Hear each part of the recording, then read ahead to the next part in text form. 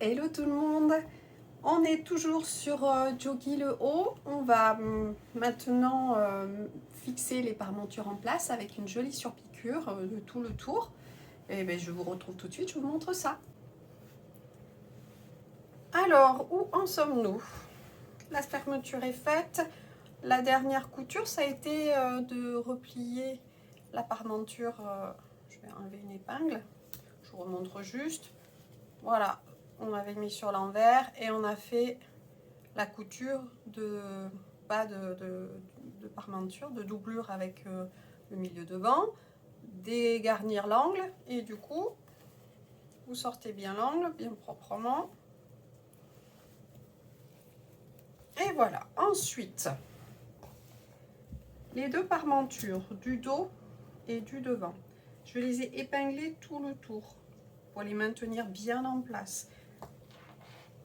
Ce que je vais faire, c'est que soit vous pouvez bâtir à la main tout le long pour que le fil apparaisse sur l'endroit et surpiqué sans avoir les épingles, parce que les épingles elles sont sur l'envers. Soit vous pouvez, comme je vais faire, utiliser une aiguille jersey bien fine et je vais faire une couture, une pré-couture au point droit en mettant des points assez larges, faciles à enlever, le plus long possible en fait, les points le plus long possible sur votre machine, ce qui va me faire des gros points espacés que je vais voir sur l'endroit.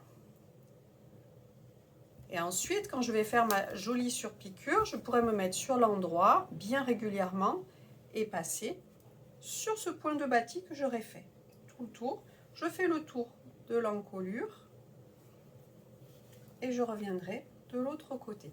Bien sûr, on pense à plier la poche, parce que si je laisse ma poche en place comme ceci, quand je vais coudre, je vais me mettre sur la poche, ce qui est beaucoup moins pratique, vous en conviendrez. Donc je maintiens simplement ma poche avec une épingle, voilà, pour pouvoir faire ma super surpiqûre le long de cette couture là, sans prendre la poche. J'ai fait la surpiqûre à la machine, je l'ai faite en rose, parce que c'est un fil qu'on va enlever ensuite, j'espère qu'il se voit bien à la caméra. Et ce sont des gros points, ce qui fait que je pourrais facilement les enlever. Je passe mon déco-vite et je l'enlèverai facilement. Mais ça va me servir de guide tout le long. J'ai pu enlever les épingles qui tenaient la doublure en place. Donc, ma doublure, elle tient en place et je vais pouvoir faire la surpiqûre. Je vais remettre la veste devant, que vous reconnaissiez bien les pièces. Je vais pouvoir faire ma surpiqûre en partant du bas. Les poches sont bien mises de côté pour ne pas les prendre dans la couture. Donc je vais pouvoir passer sur cette surpiqûre, sur cette pré-piqûre. Je pars d'un côté, je vais faire tout le tour de la parmenture dos et je reviens ici et je finis quelques centimètres en bas de la poche. Le bas de la surpiqûre sera caché ensuite par la poche qui vient à peu près par ici.